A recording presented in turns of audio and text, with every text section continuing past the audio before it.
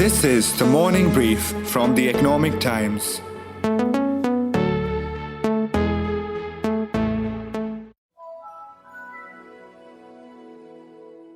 Delivering a new model for work. Swiggy told its employees they can moonlight, meaning they can take up another job if they want and get a second salary.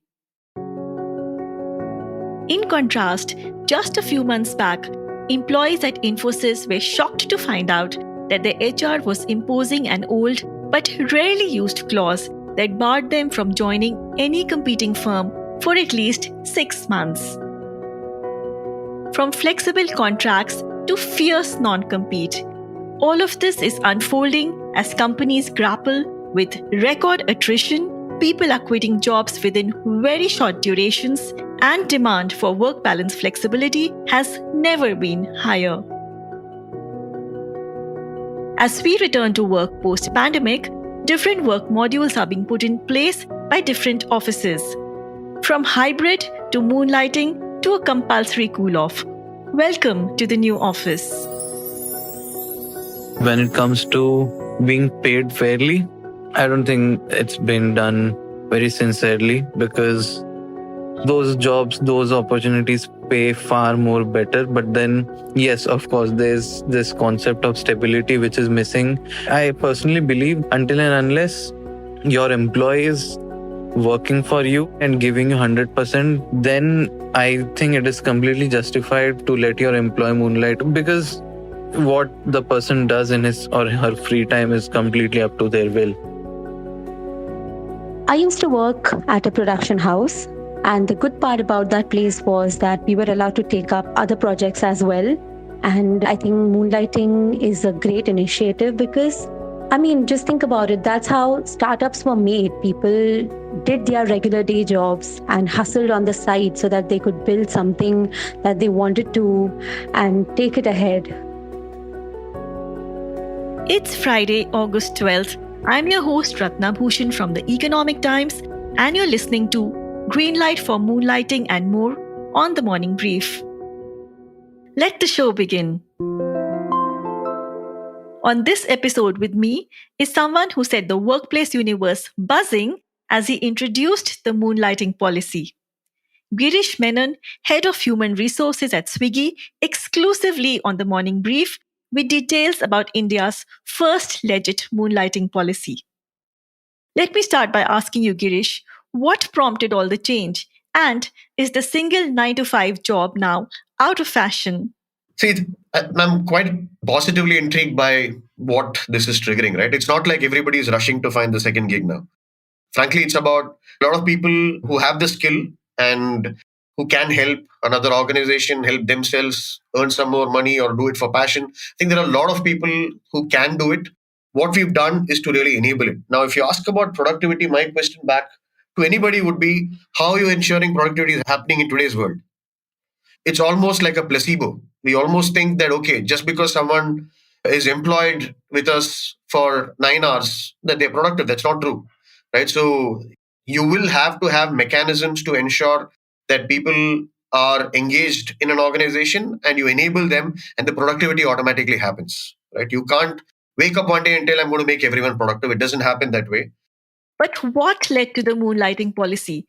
Was it research, data, insight, or something else? All right. So I think people create policies with research many a times, like 99.9% of the times. But 0.1% of the time, you do tend to read the tea leaves, right? It's almost like, what will the future look like? So you do take intuitive calls to make certain policies.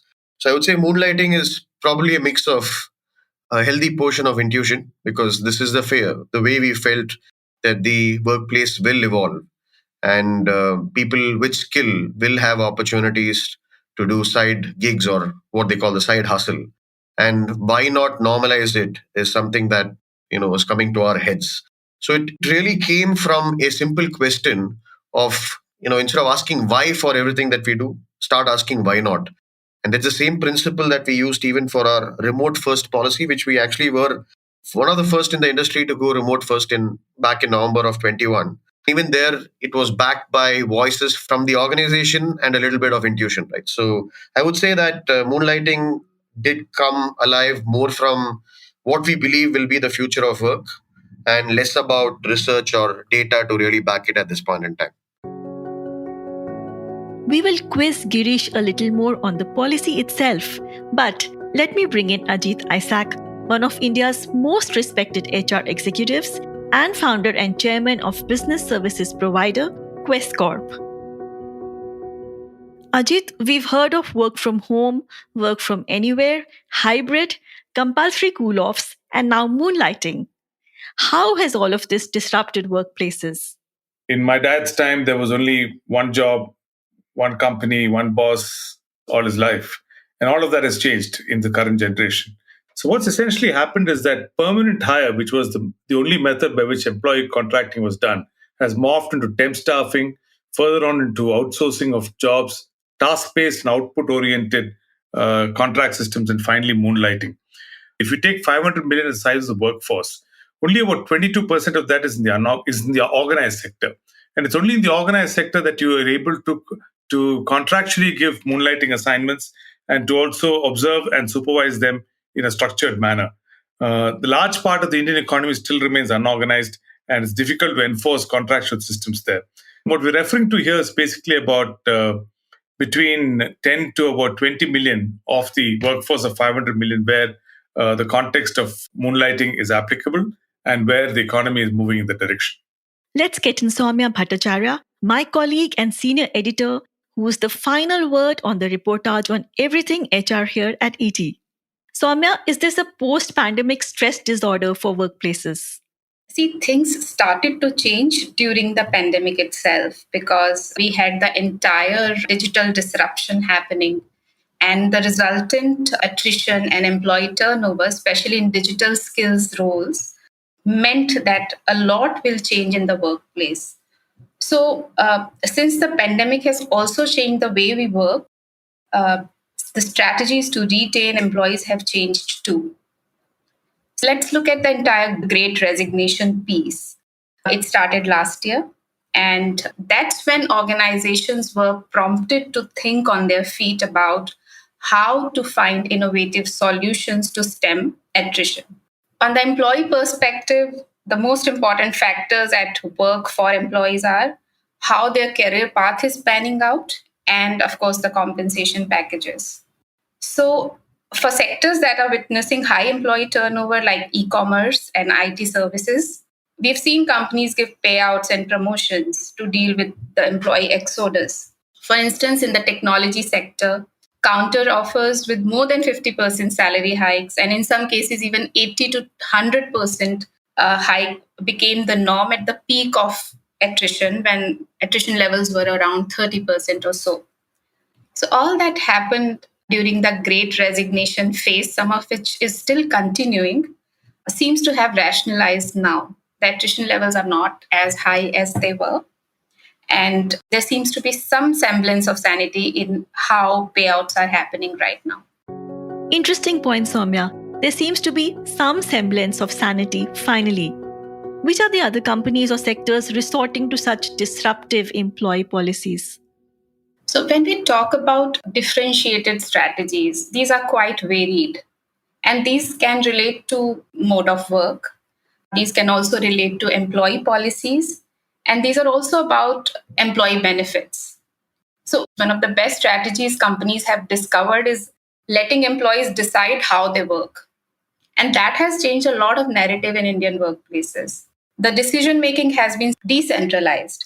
So, at companies like Microsoft India, managers and team, they establish team agreements, which means that they are balancing individual with team needs and define how the team will work together. A lot of companies have also done away with rules around mode of work. Companies like Deloitte are leaving it to individual partners, team leaders, and reporting managers to decide when a team is required to meet at the workplace, who needs to come in, among other things. We also have the second bucket of employee policies. And these are not just retention strategies, in my view. For instance, you spoke about Swiggy's moonlighting policy. This policy seems to be also aimed at presenting a differentiated employer brand. While new workplaces are bringing in more freedom and flexibility, will all of that be able to stop the steep attrition? Is the question. Let's hear from Swiggy's HR head Girish. What are the highlights of the moonlighting policy? Is it, for example, for all employees? Yeah, it's absolutely for all full-time employees of Swiggy. It's a very inclusive and enabling policy and not a restrictive and a draconian one. So we want to get the spirit of this policy right and less about the letter of the policy. So we've kept it very open, and people can use any of their skills to participate in the moonlighting policy, be it professional skill like if there's a coder, data scientist, behavioral economist, or any kind of certification or skills that people would have acquired like coaching, counseling, or vocational skills, or professional arts. So if somebody is a dancer and they want to teach dancing, or if somebody is a professional sportsman, they want to teach mixed martial arts, be it anything. And if you look at moonlighting policy in isolation, it looks like, okay, what is this new policy about? But the dots will connect because we launched a policy called Learning Wallet sometime back. It's more than a year now. So people can choose to learn these skills and we sponsor them. So if you see, we as a company, we are okay to trust in our employees, absolutely fine. And I think that's the right thing to do, and develop them as a individual and enable them to bring their holistic self to work. I think that's the future of work, and that's precisely what we are trying or attempting to do at Swiggy. So the policy includes all skills and it is very inclusive. And I'll leave it at that, right? Because like I told you, we want to get the spirit of the policy right. Some are saying it may not be easy to monitor conflict of interest. How will you deal with any, so to say, breaches of trust? See, I would also urge all of us to think, where is this question coming from, right? I think there is a mindset, or at least all of us live in a world where we almost build policies for the less than 1% who will flout it across. That's how many policies don't happen. So this policy comes from a large portion of trust that we believe that employees will be responsible. Having said that, employees will declare what moonlighting gigs or projects they're getting into. And we have very clearly defined that anything which is conflicting to our business, which is either it's a competition or is an intellectual property of Swiggy, or if they're uniquely advantaged by being a part of Swiggy and hence they have access to certain information, future plans, etc., these are not allowed. And I'm sure with more time, we'll get better at it. People also understand what's allowed, not allowed. And it's about just being patient for a couple of quarters for employees to really understand what they should not be doing and what they can absolutely do. And if people do breach, I would say it's like any code of conduct breach, right? Any policy breach in any company, there's always a disciplinary committee. All these years, moonlighting has been hushed, unethical, and companies have taken action against employees doing so instead of encouraging it. We've come a long way, haven't we, Ajit? There are a few factors that are influencing this change. One is there is a need for more diversity in companies. Companies are particularly going out to hire women, caregivers, and other marginalized sections of society. So they want to be accommodative in the way they have their contracts created and to give them flexibility in employment. The second one is the ability to supervise all of these people.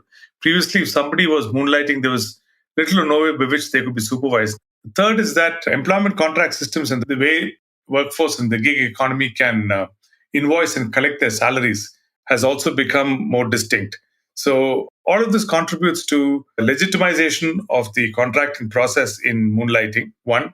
And second is that the need for greater salaries of employees, with inflation being what it is, and salaries not really going up in proportion to inflation sometimes, it creates a situation where employees are forced to go look for secondary employment opportunities in addition to their primary one that will help them pay off debts or create a larger saving structure.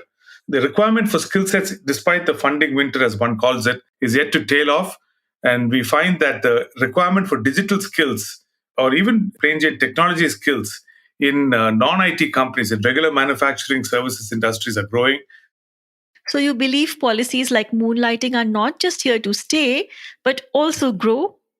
So first is that moonlighting will continue to grow. It's a tendency that's come into, or it's a phenomenon that's come into employee contracting systems, and it's not going to back off.